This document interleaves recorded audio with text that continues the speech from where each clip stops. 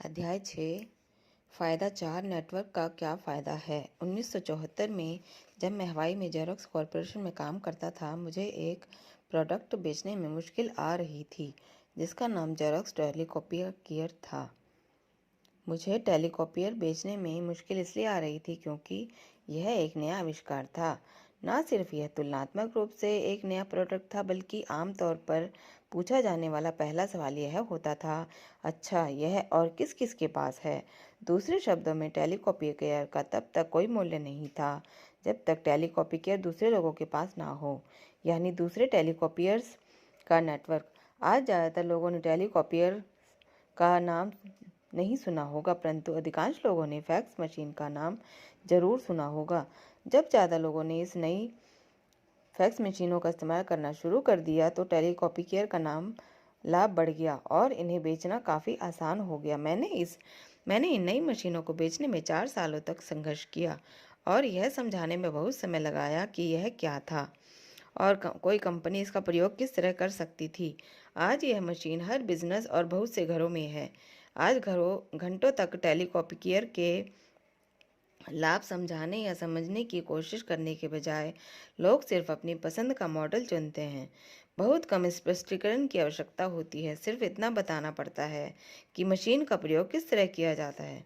इस चर्चा का सार यह है कि टेलीकॉपियर का या फैक्स मशीन का मूल्य तब बढ़ा जब टेलीकॉपियर का नेटवर्क बन गया। इसलिए यह अध्याय नेटवर्क की शक्ति का या उसके लाभ के बारे में है।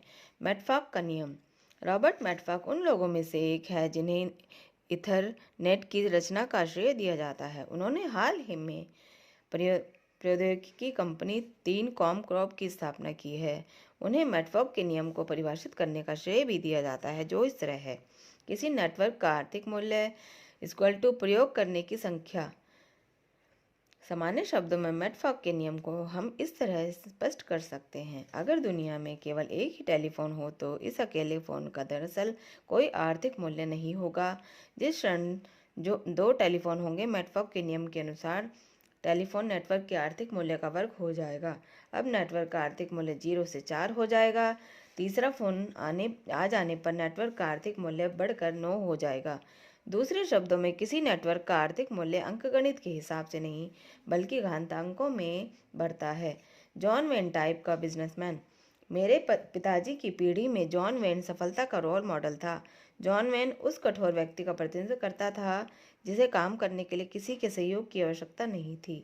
यहाँ तक कि जॉन वेन महिलाओं के साथ भी मैं टार्जन तुम जैन जैसा व्यवहार करता था, जो उसके संबंधों का प्रतिबिंब था। इस दौर के टेलीविज़न कार्यक्रम में लिव इट टू बीवर जैसे कार्यक्रम आया करते थे, जिसमें बार्ट क्लीवर काम पर जाते हैं और जून क्लीवर घर पर कर्तव्यनिष्ठ पत्नी की तरह उसका इंतजार करती है, खाना बनाती है और सफाई करती है, जब तक कि उसके सपनों का शहजादा यानी उसका पति तनख्वाह लेकर घर नहीं लौटता। हालांकि 1950 के दशक की फिल्मों और टेलीविज़न कार्यक्रमों की कई चीज़ बदल गई है, परंतु उस युग के कई पुराने बिजनेस विचार आज भी मौजूद हैं। अब भी लोग को यह कहते हुए सुनता हूँ, मैं बिजनेस करने जा रहा हूँ और मैं इस अकेले अपने दम पर करूँगा। मेरी राय में अपने दम पर काम करने का विचार जॉन वेन की तरह बिजनेस करने का विचार है। मैंने पहले ही उल्लेख कर दिया है कि जब अधिकांश लोग कहते हैं कि वे अपने दम पर बिजनेस करने जा रहे हैं, तो वे अक्सर ई क्वाड्रेंट से बी क्वाड्रेंट में जाने के बजाय एस क्वाड्रेंट में पहुंच जाते हैं। आज एस क्वाड्रेंट जॉन वेन जैसे अपरिष्कृत लोगों से भरा पड़ा है। फ्रेंचाइजी एक नेटवर्क है।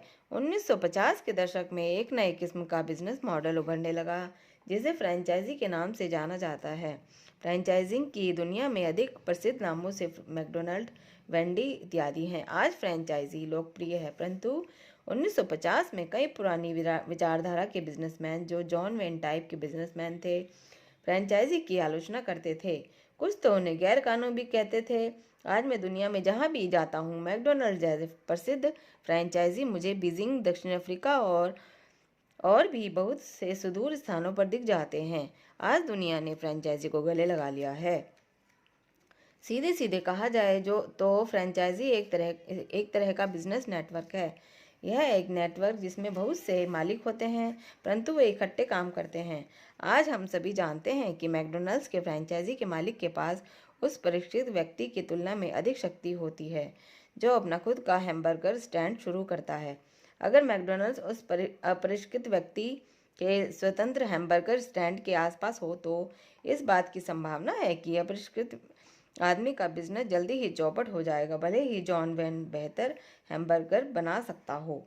जैसा किसी भी नए बिजनेस के साथ शुरुआत में होता है, नया फ्रेंचाइजी तब तक बहुत लाभदायक नहीं होता जब तक इसकी बहुत से तरह फ्रेंचाइजी ना हो। मुझे पहले सेल बॉक्सेस एटसेट्रा याद है और मुझे हैरत होती थी कि यह क्या भला है। अचानक कंपनी ने बहुत सारे फ्रेंचाइजी खोलकर विस्फोटक विकास कर हासिल कर ली। यही स्टारबक्स के बारे में सही है। वर्षों पहले मैंने इस अजीब से नाम वाली छोटी सी कॉफ़ी कंपनी के बारे में सुना जो सिएटल में कॉफ़ी की गाड़ियाँ चलाती थी। आज मैं जहाँ भी जाता हूँ मुझे स्टारबक्स दिख जाता है। न्यूयॉर्क में तो ऐसा लगता है जैसे स्टारबक्स हर चौराहे पर है। हालांकि यह अविश्वसनीय वृद्धि मूल रूप से कंपनी के स्वामित्व के स्टोर्स के द्वारा संभव हुई, फ्रेंचाइजी के द्वारा नहीं। परंतु मेटवर्क के नियम के काम करने का यह एक और उदाहरण है। मेरे पड़ोस में एक छोटी पैकेजिंग और मेल शॉप जो सालों से बिजनेस में थी, परंतु जब मेल बॉक्सेस एटसेट्रा का फ्रेंचाइजी उसी शॉपिंग सेंटर में खुला तो उसका धंधा चौपट हो गया। कॉफ़ी की छोटी दुकान चलाने वाले के साथ भी यही हुआ। कॉफ़ी की छोटी दुकान से बिजनेस बाहर हो गया और स्टारबक्स से हार गई। हालांकि कॉफ़ी की छोटी दुकान पर बहुत बढ़िया कॉफ़ी मिलती थी। एक बार फिर मैंने यह पाया कि अपरिष्कृत व्यक्ति नेटवर्क से हार जाता है। दूसरे किस्म का नेटवर्क बिजनेस। 1970 के दशक में एक नए किस्म का नेटवर्क बिजनेस विकसित होना शुरू हुआ।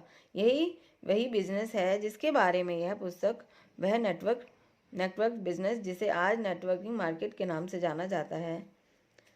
बिजनेसों के फ्रेंचाइजी नेटवर्क के बजाय यहाँ पर व्यक्तियों को फ्रेंचाइजी नेटवर्क कहा जाता है।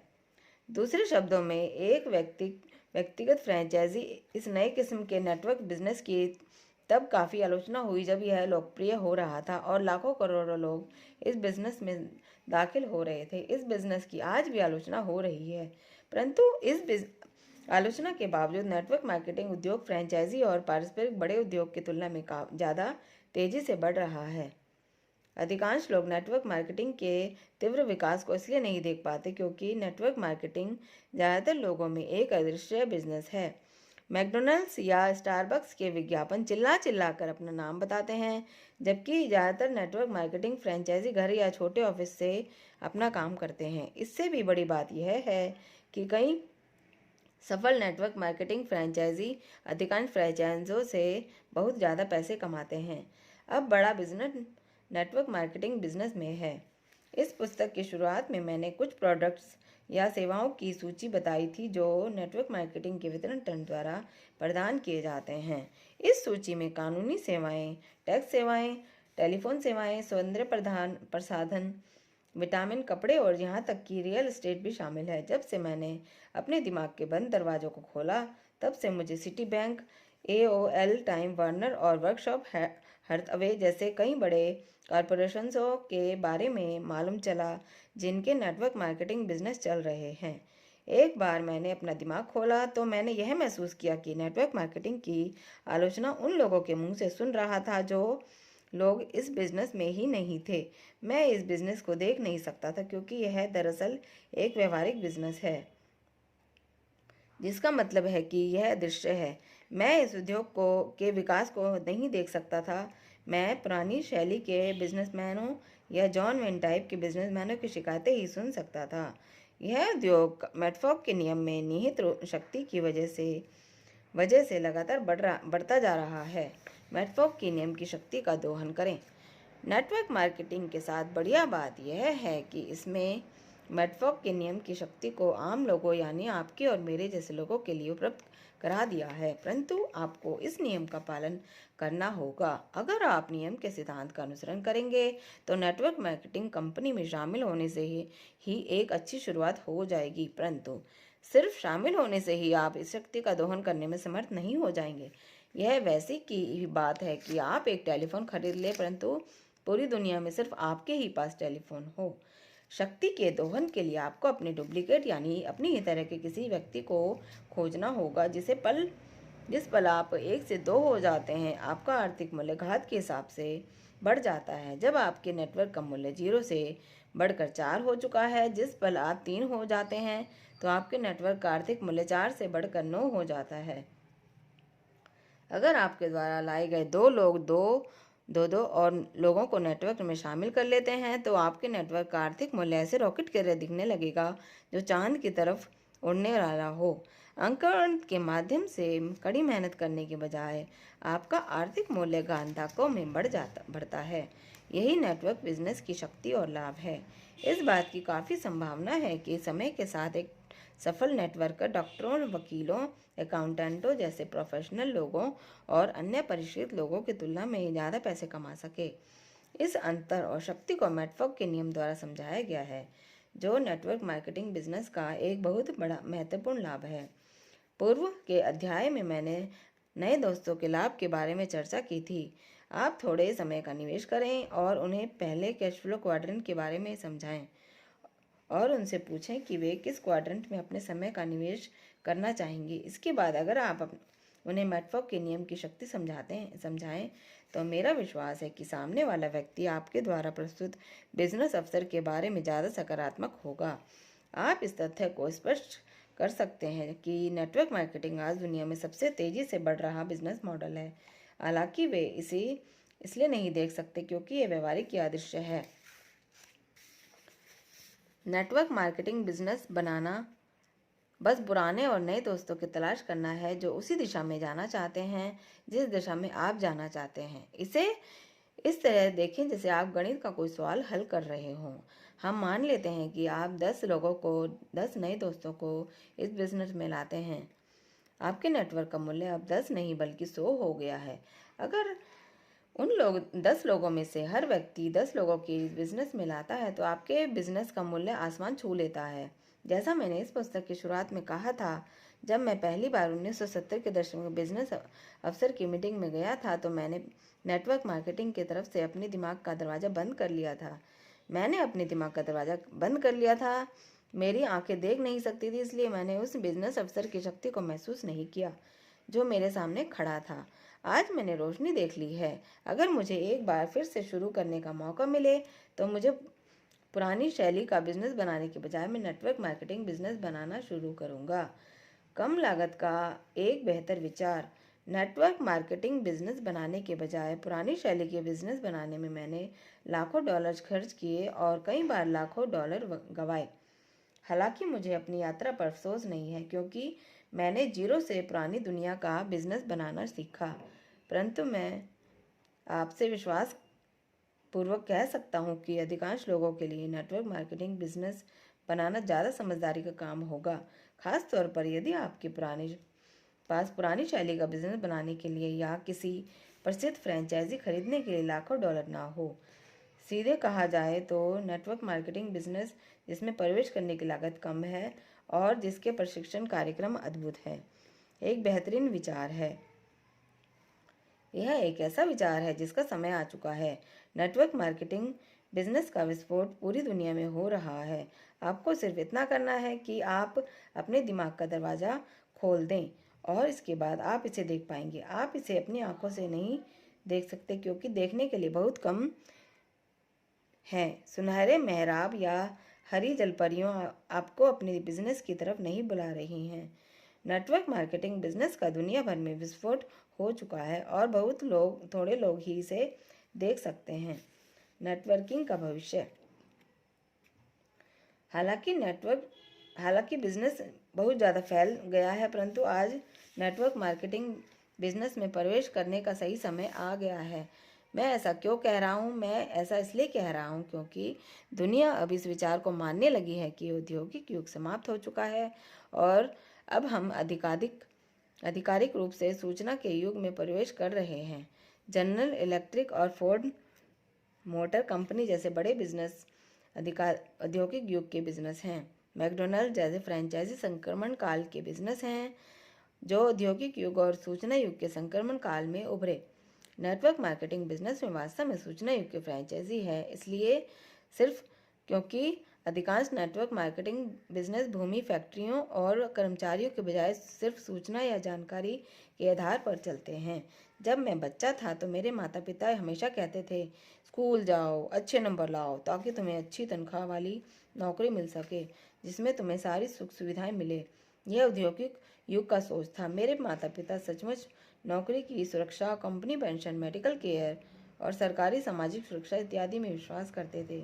यह सब विचार औद्योगिक युग के पुराने विचार हैं।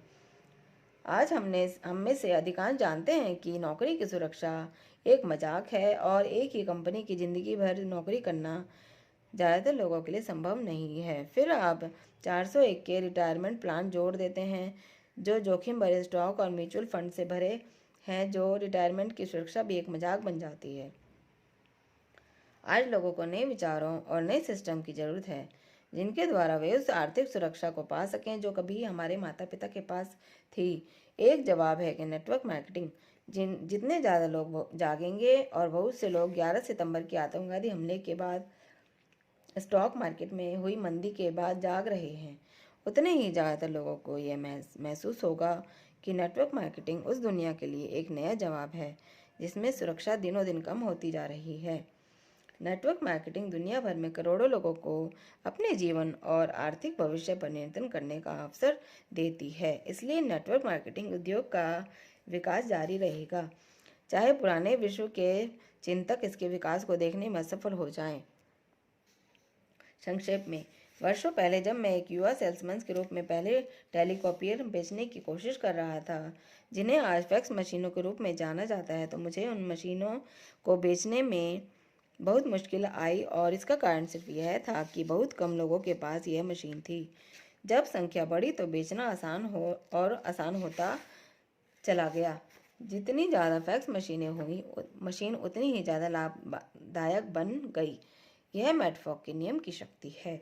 आज नेटवर्क मार्केटिंग के बारे में भी यही सच है कि जहां यह विचार बेचने में इसी तरह का संघर्ष करना पड़ रहा है। वर्षों पहले कई लोग नेटवर्क मार्केटिंग पर हंसा करते थे, कई ने उद्योग की आलोचना करते हुए इसे बदनाम किया। मैं जानता हूँ, मैंने ऐसा किया था। आज दुनिया में इतने बदलाव के बाद नेटवर्क मार्केटिंग उद्योग का भविष्य दिनों दिन उज्जवल होता जा रहा है। जैसा पहले बताया जा चुका है, आज कई बड़े कॉरपोरेशनों में एक नेटवर्क मार्केटिंग डिवीज़न होता है। नेटवर्क मार्केटिंग अंततः मुख्य धारा का बिजनेस है। हालांकि बहुत कम लोगों को अभी इस बात का एहसास है। हालांकि आपके दोस्त या सहकर्मी इस अवसर को नहीं देख सकते, परंतु आपको सिर्फ इतना करना है कि आप अपने मस्तिष्क को खोल लें और ऐसा करने पर आप नेटवर्क के नियम की शक्ति को देख पाएंगे।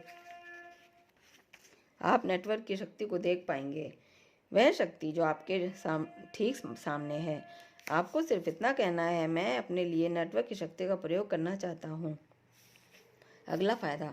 अगले अध्याय में मैं बिजनेस की असली दुनिया में सफल होने के लिए किसी इंसान की पहले नंबर की बिजनेस योग्यता के बारे में चर्चा करूँगा। नेटवर्क मार्केटिंग के साथ बढ़िया बात यह है कि यह आपको एक अत्यंत महत्वपूर्ण योग्यता सिखाती है। एक ऐसी योग्यता जिसका प्रयोग करके आप अपनी दौलत को जिंदगी भर बढ़ा सकते हैं।